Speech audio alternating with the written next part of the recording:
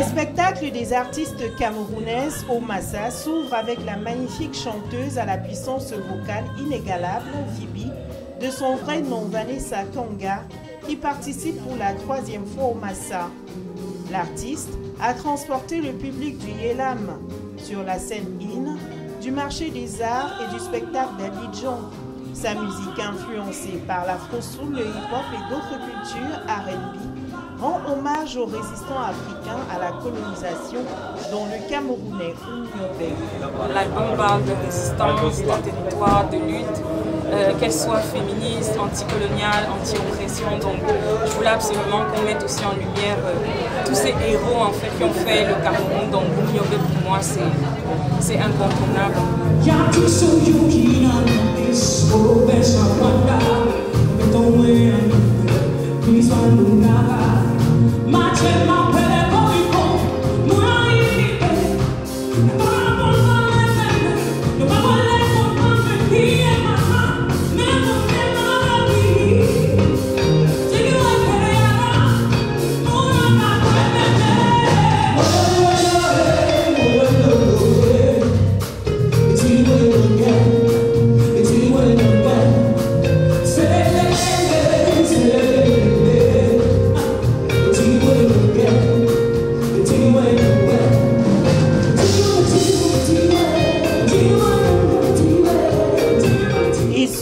Métissage entre le centre Cameroun et le littoral, car Etone de par sa mère et Bassa par son père, l'auteur des albums de Journey, sorti en 2012, et Zonge, en fin octobre 2021, a pour thème de prédilection la négritude et les causes sociales.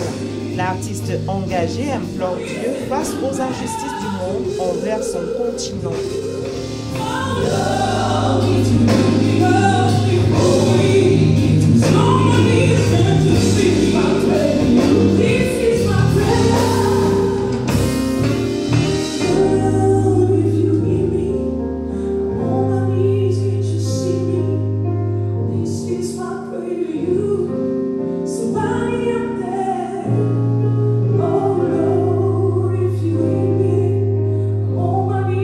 Vibi et son opiniâtreté ont également été aperçus au Palais de la Culture de Crècheville à Abidjan.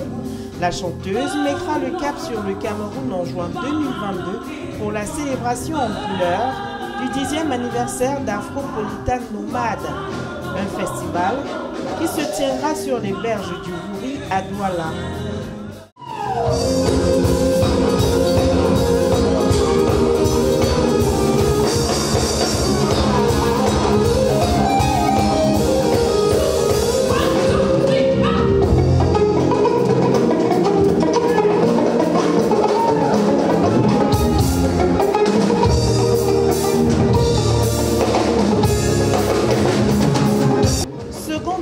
Celui de Mozaïane de Claire, chanteuse et danseuse.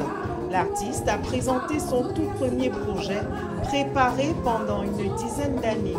Un spectacle monté autour de ses racines camerouno-sénégalaises. Mon projet, qui est présenté au marché des arts du spectacle d'Abidjan, s'intitule Appelle-moi Mozaïane.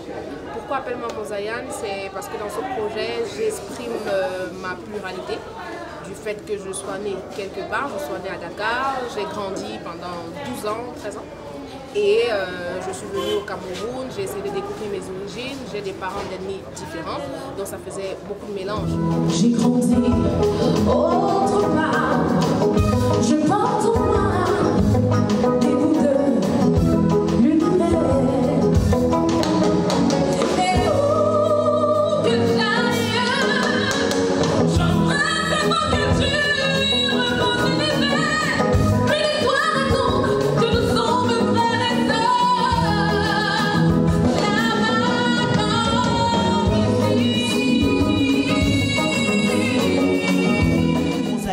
Qui s'est formé à travers les chœurs et chorales des églises de Reveil, aux côtés de son père, fervent leader religieux, dévoile à travers le Bikoutsi du 237 et les mélodies de Dakar sa quête perpétuelle de l'identité au Massa d'Abidjan qu'elle a tant convoité. Et je défends donc plusieurs thématiques.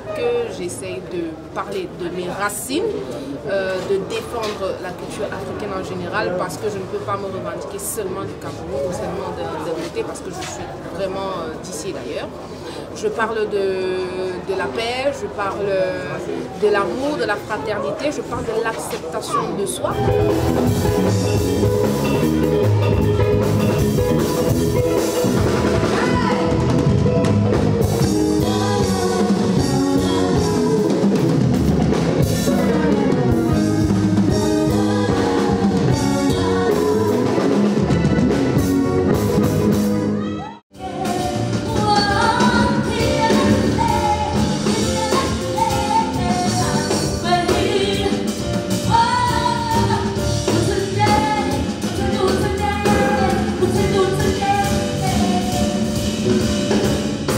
Carré de la participation des artistes camerounaises met en avant Mabel Fa, plusieurs fois aperçue sur des scènes musicales partenaires du marché des arts et du spectacle d'Abidjan, à l'instar de Afro Mondo, le festival des musiques des femmes ou l'Escale Bantou.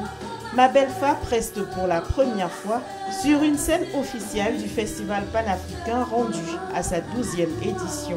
Moi je rends grâce au ciel parce que j'ai fait partie de ces personnes-là qui ont été qui ont été sélectionnés pour pouvoir présenter leur projet. Mon spectacle a été très bien accueilli par le public ivoirien. Je ne m'y attendais pas, donc je suis agréablement surprise, je suis très contente. Donc mon spectacle parlait simplement de l'amour. Mon spectacle parlait, décriait tous ces mots qu'on vit dans notre monde, les guerres, le mépris, la mort, tous ces mots-là qui nous dérangent. Voilà, mon spectacle parlait également, disait également de rendre hommage à nos mamans.